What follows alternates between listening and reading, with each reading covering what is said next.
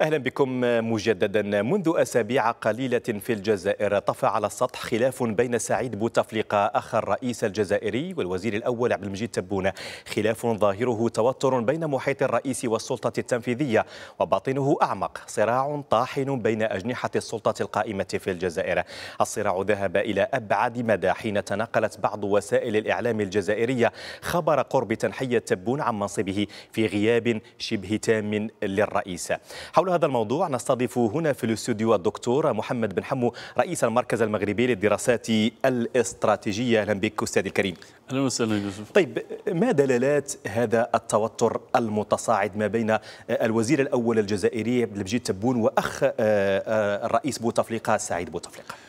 هو مؤشر جديد على أن هناك صراعات خفية، وهو مؤشر كذلك على أن صحة الرئيس تتدهور، ومؤشر على أن سعيد بوتفليقة أخ الرئيس والرجل الذي يهيمن على السلطة الحقيقية في الجزائر يسعى إلى فرض شروطه، وخاصة إقصاء كل من يستشف من خلالهم إمكانية لعب دور أو الدفع بجناح ما إلى الواجهة. فبالتالي هي عملية يعني تتم بشكل متداول، وهي عملية تسوية وتصفية الحسابات، وعملية يعني إن كانت هذه الصراعات قائمة بشكل دائم فهي صراعات صامتة وتطفو بين الحين والآخر حين تكون هناك مستجدات. المستجدات الحالية هي أن صحة الرئيس تتدهور بشكل خطير، وغيابه يعني الفعلي أصبح جليا. هناك كذلك أوضاع اقتصادية لا يمكن أن يخفي أحدا تدهورها بشكل يهدد بانفجارات اقتصاد يعني واحتجاجات كبيرة في الجانب الاجتماعي. هناك تدهور كبير للعملة الجزائرية وهو تدهور غير مسبوق، وهناك كذلك حالة عزلة تعيشها الجزائر في هذه المرحلة. فبالتالي سعيد بوتفليقة يسعى من خلال هذا الصراع وعلى خلفية كذلك صراعات أخرى للوزير الأول الجزائري يسعى لربما حسم بعض المعطيات. حتى نقرب الصورة للمشاهد والمواطن العادي، يعني ما هي الأطراف أو الجهات المتصارعة حاليا في الطريق المحموم والصراع المحموم نحو قصر المرضية؟ أكيد أن هذا الصراع لا يمكن أن يحسم دون يعني أن يحظى بربما ما يمكن اعتباره صك أو أحد صكوك الجيش الذي يمنحه للطرف الذي قد يبلغ إلى السلطة. ولكن في جميع الأحوال هناك يعني دور أساسي للجناح لجناح الرئيس والذي يقوده سعيد بوتفليقة. ولكن نلاحظ بأن هناك وجوه أخرى وأسماء أخرى تلعب على مستويات أخرى كالسيد أويحيى، أو كذلك ما يمكن ملاحظته الآن من خلال ما يسعى إلى لعبه كدور السيد والعودة خاصة إلى الواجهة بالنسبة للسيد علي بن فليس الذي هو للإشارة. فالصراع الذي يعرفه اليوم أو تعرفه اليوم الجزائر بين السعيد بوتفليقة والوزير الأول عبد المجيد تبون هو صراع عرفته الجزائر سنة 2003 بين السعيد بوتفليقة ومن جهة وبين علي بن فليس الذي كان آنذاك وزيرا أولا. ونعلم بأن هذا الصراع يعني انتهى لفائدة أخ الرئيس. يبدو أن كل المؤشرات خاصة وأن يعني في عمق هذا الصراع هناك صراع قائم وقوي بين الوزير الأول والسيد علي حداد الذي هو رئيس منتدى رؤساء المؤسسات وهو مقاول وملياردير. يعني يعلم الجميع العلاقة التي تربطه بسعيد بوتفليقة. وهذا طيب، حول مآل هذا الصراع ما بين تبون وسعيد بوتفليقة، يعني هناك من يعني تناقل مجموعة من المصادر ووسائل الإعلام المحلية تناقلت خبر إمكانية يعني أن يفقد تبون منصبه في مقبل الأيام أو الأسابيع. هل هذا السيناريو وارد فعلا؟ وهل هذا فعلا يعكس نفوذ وقوة سعيد بوتفليقة؟ لا أحد يجادل اليوم في نفوذ وقوة سعيد بوتفليقة، ولا أحد يجادل اليوم في أن سعيد بوتفليقة وضع يده على هرم السلطة، ولا أحد يجادل اليوم بأن سعيد بوتفليقة يوزع الكثير من الأوراق في العديد من الأطراف، ولكن لا يمكن تجاهل بأي حال من الأحوال دور الجيش، وإن كان هناك نوع من تحجيم لدوره، ولكن لا زال دور المؤسسة العسكرية ولا زال دور جهاز المخابرات يعني فاعل، وإن رغم التغييرات ورغم ما تم إدخاله كذلك من تعديلات لا زال هذا الدور قائم، في حين أن هذا الصراع لا يمكن أن يعود لفائدة أو لصالح الوزير الأول، لأنه لا يوجد في موقع قوة.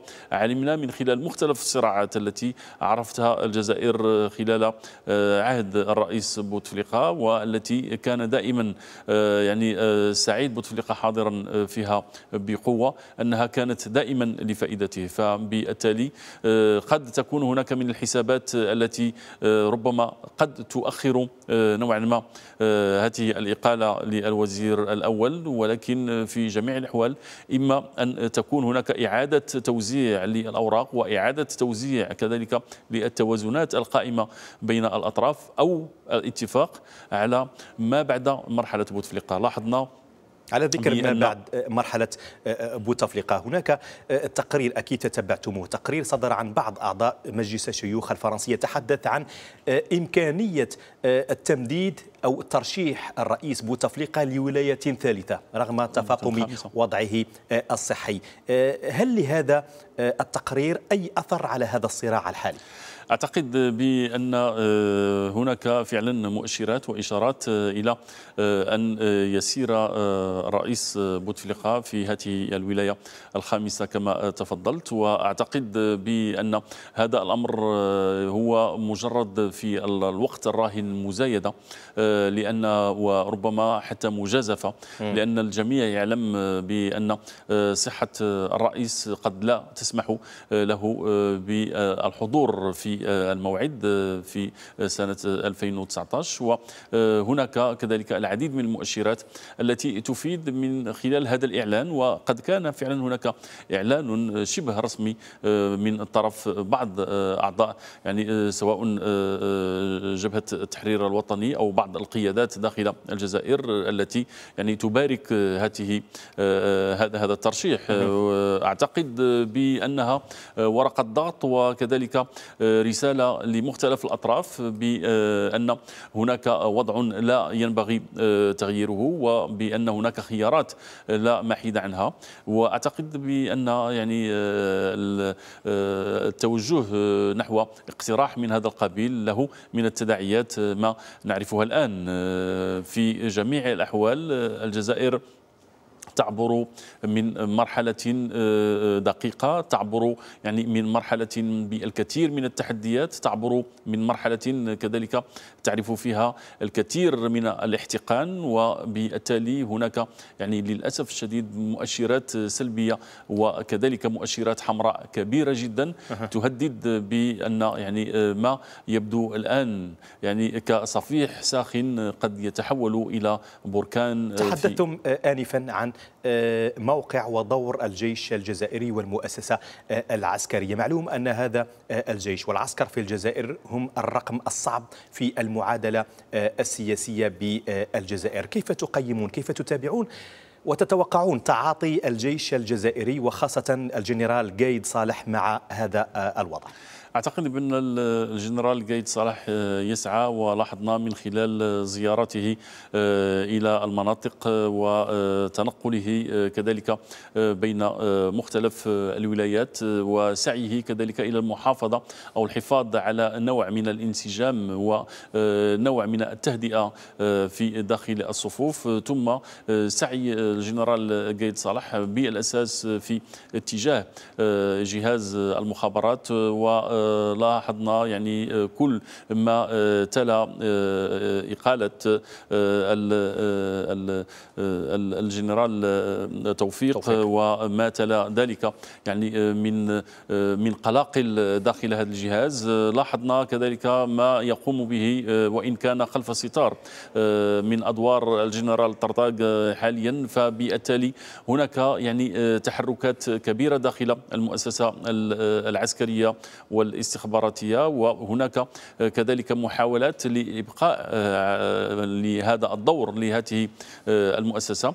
أكيد بأن يعني مرحلة خلافة بوتفليقة أو مرحلة تمديد ولاية جديدة لبوتفليقة لا يمكن أن تكون إلا بمباركة للمؤسسة العسكرية، ولكن في جميع الأحوال هناك احتقان كبير، وربما لأول مرة داخل مربع الحكم الجزائري تبدو انشقاقات كبيرة وخلافات كبيرة تهدد ما سبق أن عرفته الجزائر من مشاكل من نفس النوع، ولكن تم احتوائها لأن المربع الحاكم لم يكن يعرف من الانشقاقات ومن الصراعات ما يعرفه الآن. فالأوضاع الاقتصادية والاجتماعية والاحتقان الاجتماعي كبير جدا، وهذه نقطة مهمة.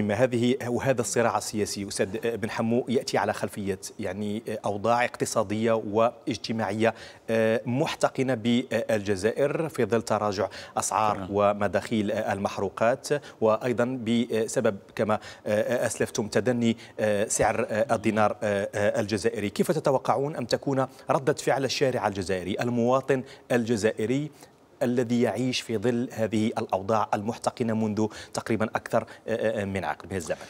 فعلا المواطن الجزائري إلى غاية الآن الدولة كانت لها من الإمكانيات ما تشتري به السلم الاجتماعي، كانت لها من الإمكانيات ما توزعه على بعض الأطراف لضمان سكوتها وصمتها، كان لها كذلك من الإمكانيات ما يجعلها إلى حد كبير تجعل تحت مظلتها الكثير من الأصوات التي تفجر تناقضاتها. اليوم لم تعد الدولة الجزائرية يعني متمكنة من نفس ما كان متوفر لها من موارد، لم تعد لها القدرة على شراء هذه السلم الاجتماعي، ثم يعني لعبت دورا كبيرا في اتجاه تخويف المواطنين الجزائريين من أي عمل يمكن أن يدفع بالجزائر إلى ما عرفته في السابق وهي العشرية السوداء المؤسفة. فبالتالي هناك يعني الآن بعض ردود نسمع الفعل كثيرا هذه الأطروحة ممن يخوفون الجزائريين من إمكانية يعني إعادة ما حدث خلال العشرية السوداء. فعلا ولكن ما يلاحظ الآن وسواء في غردايا كما يعني يتابع الجميع منذ قرابة 3 سنوات الآن، أو ما تعرفه العديد من المناطق في الجزائر، بلغ الاحتقان يعني درجة عالية، وأصبح يعني هناك قطيعة بين الشارع والنظام الجزائري، وهناك فقدان للثقة بين يعني المؤسسات الجزائرية والمواطن الجزائري، ثم هناك يعني شعور لدى المواطن الجزائري بخيبة أمل كبيرة جدا. فالدولة كانت غنية وأصبحت يعني تنحو نحو الفقر، والشعب كان فقيرا وزاد فقره مع هذه الأزمة، وهناك غياب للأفق، وهناك انسداد كذلك في الأفق بالنسبة للجزائر التي يرى الكثير من الجزائريين ومعهم الكثير من المحللين الأجانب والدوليين بأنها تسير نحو المجهول، وتشبت بشخص الرئيس بوتفليقة على يعني وضعه الصحي وكذلك على حالته الصحية المؤسفة هو يعني مؤشر على أن الجزائر للأسف الشديد يعيش بعض قادتها على نوع من الريع السياسي ونوع كذلك من الرمزيات التي يسعون من خلالها يعني ابتزاز مستقبل الجزائر والجزائريين. طيب فبالتالي هناك احتقان خطير يعني تسير نحو المجهول. مثل هذا الوضع في حال يعني وكل المؤشرات تشير إلى ذلك، في حال انهيار مؤسسات الدولة الجزائرية مثلا، ما هي تداعيات مثل هذا السيناريو الخطير على دول الجوار؟ أعتقد بأن هذا السيناريو نتمنى أن لا يحدث، لأن يعني هناك حاجة إلى تدبير هذه المرحلة من طرف الجزائريين للإبقاء على الأمن والاستقرار بالجزائر، وللإبقاء على المؤسسات الجزائرية قائمة، وأن يعني دول الجوار لا دولة من هذه الدول ترغب في أن ترى الجزائر في وضع الاستقرار. وفي جميع الأحوال إن لا قدر الله حدث ذلك ستكون له تداعيات سلبية على الجميع، وهو الأمر الذي نتمنى أن يكون بالنسبة للقادة في الجزائريين توجه نحو المستقبل وخروج من ما ربما أثرت فيه النخب الجزائرية الحاكمة نفسها، وهو منظور استراتيجي ولا ونظرة سواء بالنسبة للداخل أو للجوار أو للخارج ربما يمكن اعتبارها من الناحية الاستراتيجية عمياء. الدكتور محمد بن حمو رئيس المركز المغربي للدراسات الاستراتيجية، شكرا جزيلا على تفاعلكم وعلى كل هذه التوضيحات. شكرا. بهذا مشاهدينا الكرام نأتي إلى ختام هذه النشرة قدمناها لكم من قناة ميديان تيفي بطنجة. للمزيد زوروا موقعنا الإلكتروني mediantv.com. في أمان الله.